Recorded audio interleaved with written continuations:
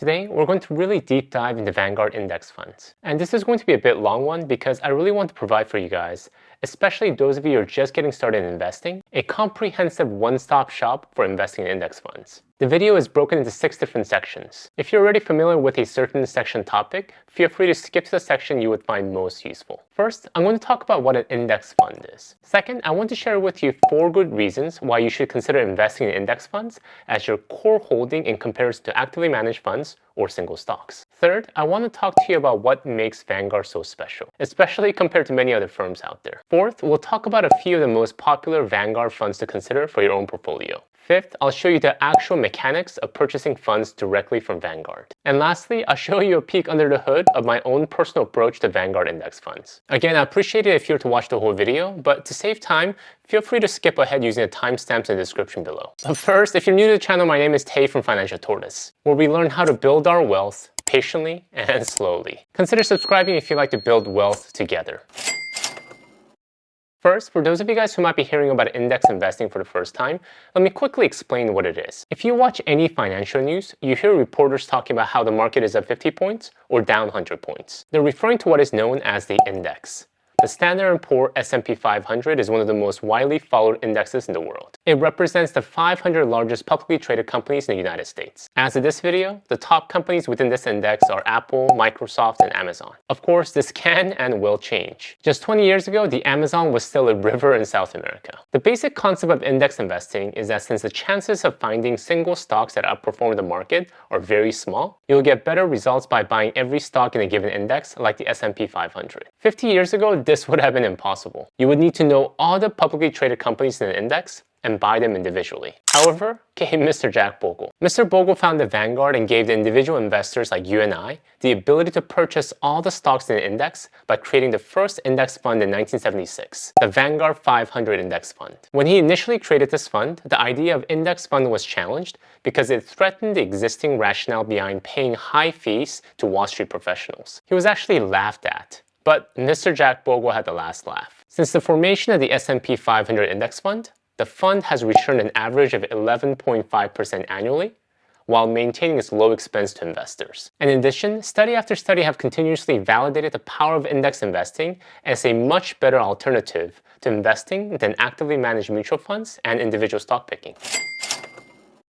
But let's delve deeper. I want to share with you 4 specific reasons why you should consider investing in index funds. One key reason is due to diversification. You might have heard of the term, don't put all your eggs in one basket. This is an important concept when it comes to investing in the market. We might have heard through the rumor mill about a specific hot stock or a hot company we should invest in. But acting on such tip is a really risky move. And study after study have shown that stock picking is really a loser's game. You guys remember Blockbusters, Sears, or Kodak? What you might not remember is that many of these companies were once on the buy now list of popular financial news and magazines. It's almost impossible to pick tomorrow's winners, but that doesn't mean we don't want to invest in stocks.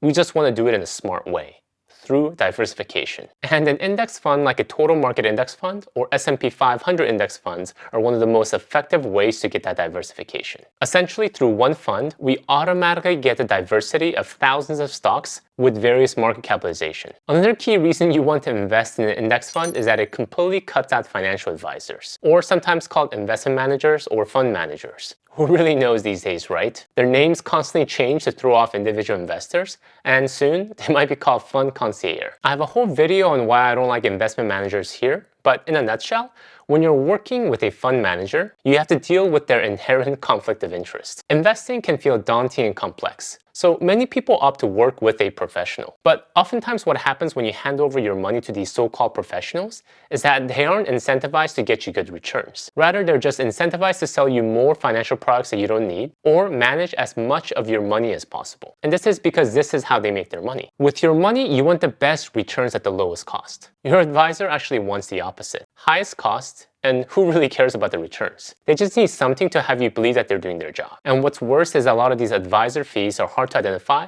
and hidden in the crevices of your fund. It's not rare to see brokers and advisors making more money than their customers, And what's criminal is that it was the customer's money to begin with. Bypass this criminality by investing in an index fund portfolio strategy to manage your money. You'll keep more money in your pocket and out of the pockets of those that want a piece of your pie. Another reason you want to invest in index funds is because of its exceptional low cost. Most of us have learned with life experience that cheap may not always be the best. I mean, just visit your local 99-cent store. Few of the items there might be useful, but most of them are 99 cents for a reason. So for many things, paying more will often buy us better service and better quality. Thus, it's not a surprise that many investors believe paying for more expensive funds and more expensive investments will lead to better outcome. Ironically, when it comes to investing in the stock market, the opposite is true. Study after study has proven that high-cost, actively managed funds don't fare much better than passive index funds. So by investing in index funds, you essentially eliminate the costs associated with high-cost funds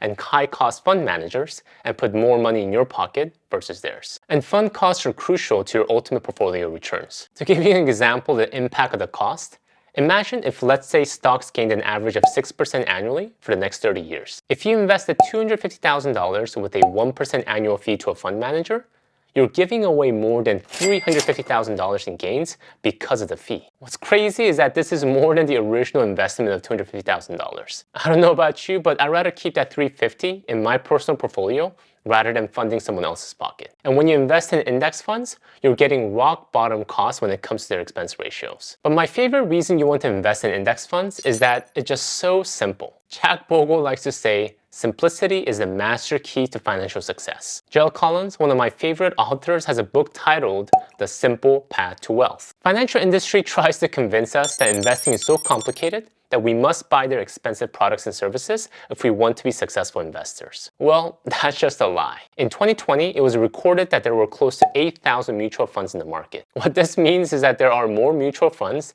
than the actual number of publicly traded companies in the market. There's more packaging of these companies into different types of mutual funds than the goods themselves. To me, this shows that there is no shortage of financial investment companies creating new financial products and working hard to entice novice investors to buy their sure-winning funds. The simple total market index fund contains more stocks than pretty much all these mutual funds out there, and at lower cost and better diversification. They're simple to understand and maintain, and unlike what the media likes us to believe, this investing strategy doesn't require complex mathematics, spreadsheets, and fancy financial advisors.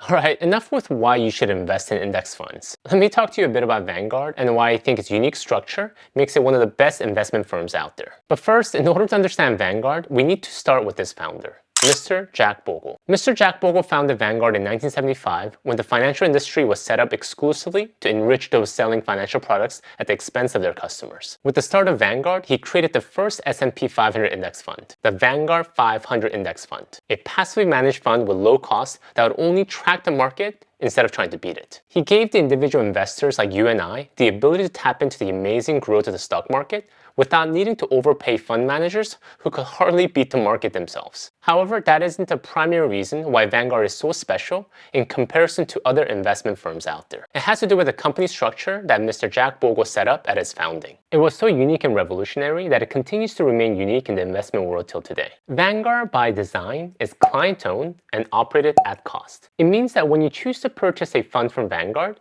you not only are its customers, you are also its owner. There ought to be a better way to run a fund business, and persuaded the directors of the Wellington Fund and the Windsor Fund and the other funds to start a new structure in which the funds were in the driver's seat and not the management company. Most other investment companies are set up differently. They're structured to serve two separate masters, the company owners and the investors in their funds, their customers. Fidelity, for example, is a private company owned by the founding Johnson family, employees and ex-employees. Fidelity exists to provide quality service to its investors. However, it must also provide healthy profit for its owners, the Johnson family and Fidelity employees. If there is a tension between the two groups because the market isn't doing well and the profits are low, who do you think will pay the cost to raise profits? Charles Schwab is a publicly traded company, so it's owned by individuals who own its stocks. Similarly, individuals who own stock expect good returns on their investment. Charles Schwab needs to provide quality service to its customers to keep them happy, but at the end of the day, if the pressure is on to raise profit, who do you think will pay the cost? A publicly traded company is pressured to generate profit, and it most often will do that at the expense of its customers. It's the same story with BlackRock. the world's largest asset manager with $10 trillion in assets under management, a major public company with shareholders as its owners. And it's the same with State Street, the world's fourth largest asset manager with nearly $3.6 trillion in assets under management. And this is where Vanguard is very unique in the investment world. Mr. Jack Bogle shifted the ownership of Vanguard to the mutual fund that it operates. And since the investors own those funds through the ownership of shares within them, the investors, you and I, in fact own Vanguard when we invest with them. And because the company is client-owned, it would only make sense that Vanguard operates its fund at cost, the minimum fees needed to cover the cost of operations of the funds. Nothing more. Vanguard is inherently structured to provide the lowest possible fee to its customers as possible because they're also its owners. Your interest as the investor and the interest of Vanguard are exactly the same. If you can't take my word for it, let's hear it directly from the founder himself. Here's your fund. It's run by Vanguard, and you own Vanguard. And Vanguard also runs a whole bunch of other funds, and we allocate the cost among those funds. There are now probably 165 of them. So the costs are allocated depending on the fund's own cost, depending on competition, depending on fairness, things like that. So now you're convinced that index funds are right for you, and you want to buy them from Vanguard.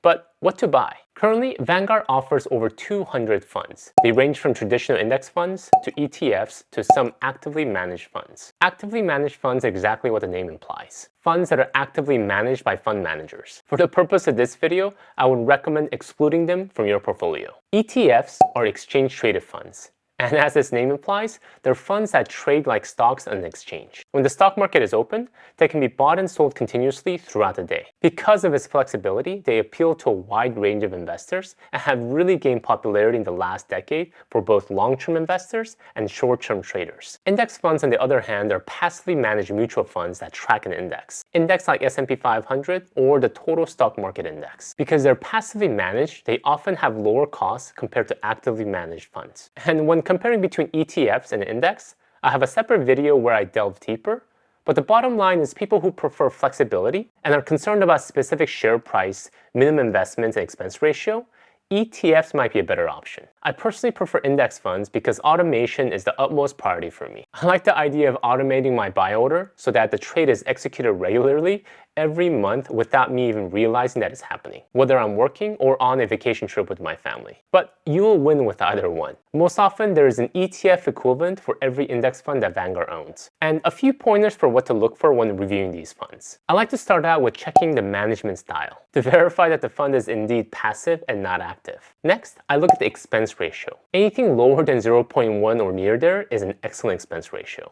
Then I look at the inception date to see how long the fund has been around. Older the fund, the more time it had to establish itself. Then I like to look at the fund composition. For example, a S&P 500 fund should include the 500 largest US companies. And it is only last that I review returns. And it's really more for curiosity. We want to invest based on market fundamentals, not because of a specific fund's historical returns. Just because the fund returned 18% the last 3 years, does not mean it will do the same for the next 2 years. Alright, so to 3 of Vanguard's most popular index funds. Number 1 on our list is Vanguard Total Stock Market Index Fund, VTSAX. An ETF equivalent is Vanguard Total Stock Market ETF, VTI. If you want to learn more about the difference between VTSAX and VTI, index fund versus ETF, check out my video here where I go more in depth. There's no wrong choice here, just one that works best for you based on your priorities. VTSAX has an expense ratio of 0.04% and a minimum investment of $3,000. It's actually my personal favorite fund for equities because it holds every publicly traded companies in the United States. At the time of this video, there are approximately 4,000 companies being represented in this fund. When you hold on to VTSAX, you're essentially purchasing a share of every publicly traded company in the United States. Companies like Apple, Tesla, and JP Morgan. And when you invest in a fund like the VTSAX, you're believing that the US companies will continue to create value to its customers in the upcoming years. No one has a magic ball to predict the future, but if you're to just take a look at the past 10 years, VTSAX had an amazing return of 16.3% annually. Given the compounding of these returns, if you had put in $10,000 10 years ago into VTSAX, it would have grown to $45,000 today. Not bad for just buying and holding. Another great benefit of investing in a fund like VTSAX is the fact that the fund is self-cleansing. There are approximately 4,000 companies in this fund, and throughout our lifetime, many will go bankrupt and disappear. However, new companies will come and take its place in the fund. And here is the upside of this mechanism. While the worst possible performance a stock can deliver is 0, when they go bankrupt and disappear from your VTSAX, the upward potential is limitless. The best performance a company can deliver isn't 100%. It can be 1,000%, 10,000% or more. Just take a look at Tesla. Take a look at its growth in the last 10 years. 24,000%. If you hold on to VTSAX, you get the unlimited upside of companies like Tesla. During these 10 years, there have been many other electric car companies that have faded away and disappeared. VTSAX automatically replaced these dead and dying from its fund with new and upcoming companies with great potential. This is what is called self-cleansing. If you're looking for one fund to hold for life, I highly recommend holding VTSAX as your core wealth building fund to grow your net worth. Number 2 on our list is Vanguard 500 Index Fund, VFIAX. An ETF equivalent is Vanguard S&P 500 ETF, VOO. It also has a minimum investment requirement of $3,000 and an expense ratio of 0.04%. VFIAX tracks the S&P 500, representing the 500 largest publicly traded companies in the United States. Over the past century, S&P 500 has been the go-to index to represent the stock market. When you turn on any financial news, reporters are always discussing how the S&P 500 is up 50 points or down 100 points. It essentially represents the 500 largest US corporations weighed by the value of their market capitalization. Because it's weighted by market cap, while there are approximately 4,000 publicly traded companies in the United States total, these 500 stocks represent about 80 to 85% of the total market value of all US stocks. Therefore, VFIAX and VTSAX are actually quite similar. But because VFIAX is Vanguard's oldest fund, and because the S&P 500 remains the standard to which professional mutual fund managers and investment firms compare their returns against, many people prefer VFIAX over VTSAX as their core equities holding. Number 3 on our list is actually not a specific Vanguard fund, but a type of fund. And more specifically, fund the funds called the Vanguard Target Retirement Funds. If you're just getting started in investing and not sure where to start, I believe these are excellent choices for beginners. I get more into the details of target retirement funds in this video here, but in a nutshell, target retirement funds are simple funds that automatically diversify and allocate your investments for you. And this is based on when you plan to retire. In the world of investing, you hear these terms often: diversification and asset allocation. They're essentially referring to the importance of spreading your money around as much as possible so you're managing your risks effectively. Think of it like a healthy, well-balanced diet. You don't want to eat only protein for your meals or only carbs. Your diet will be completely unbalanced. In a similar way, by well diversifying your investments within an asset class and across different asset classes, you're ensuring your money doesn't depend on one company or one type of investment to grow. Many people who enjoy learning about the stock market like to manage their own risk by constructing their own portfolio. But if you're looking for a simple 85% solution to your investment, Vanguard Target Retirement Funds are a great option. When you go to Vanguard's Target Retirement Fund website, you'll find 12 different funds there. You just need to select one based on your estimated retirement year. Let's say age 65. For me, that would be Target Retirement 2045, VTIVX. The expense ratio in these funds range from 0.12% to 0.15%. Slightly higher than other Vanguard funds, but still pretty good nonetheless compared to actively managed funds that could charge you anywhere from 0.5% to 2%. And with the extra expense ratio, they take care of the work of asset allocation for you. There's a minimum of $1,000 and there is no ETF equivalent. This is a set it and forget it type of option, so it makes sense that there is no ETF equivalent, since someone investing in target retirement funds are likely not looking for the flexibility that ETFs provide and would want to automate their investments. If you want to make good investment decisions, but want to spend the least amount of time as possible, I highly recommend Vanguard's Target Retirement Fund. You can literally set it up once in your life and check it when you're ready to retire. It's that easy.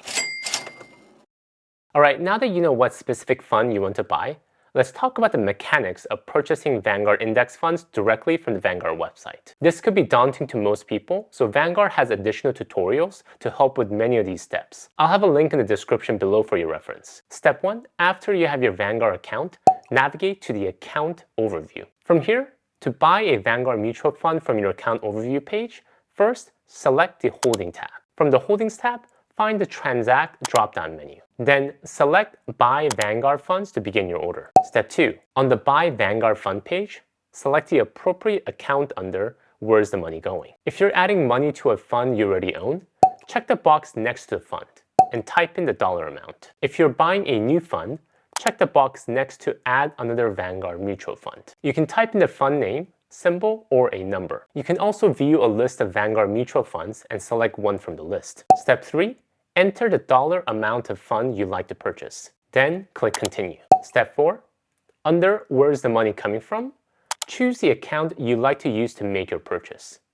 Then hit Continue. Step 5. Review the consent to electronic delivery of fund prospectus. You must click Accept in order to submit your fund purchase. Step 6. Final step. Review your purchase details. Confirm the fund you're buying, the amount, and how you're making this purchase. Then click the Submit button. That's it. You're done, and now you're a proud owner of an index fund that has the power to make you into a millionaire one day. Alright, I went over a lot in this video, so thank you for sticking with me. Let me share with you how I personally invest with Vanguard. My favorite index fund is VTSAX. I like the idea of owning the whole market versus just a slice of it. And I purchased as much as I could for all my various account options. Retirement accounts like Roth IRA, as well as in my taxable brokerage account. Then I set up automatic investment for my checking, so I don't have to actively think about buying shares. I love automation, and this ensures that money is being invested regardless of the market having a sunny or a rainy day. If you'd like to learn more about some of the other Vanguard funds that you can add to your portfolio, check out some of my other videos here. Thank you guys for watching. Until next time, all the best.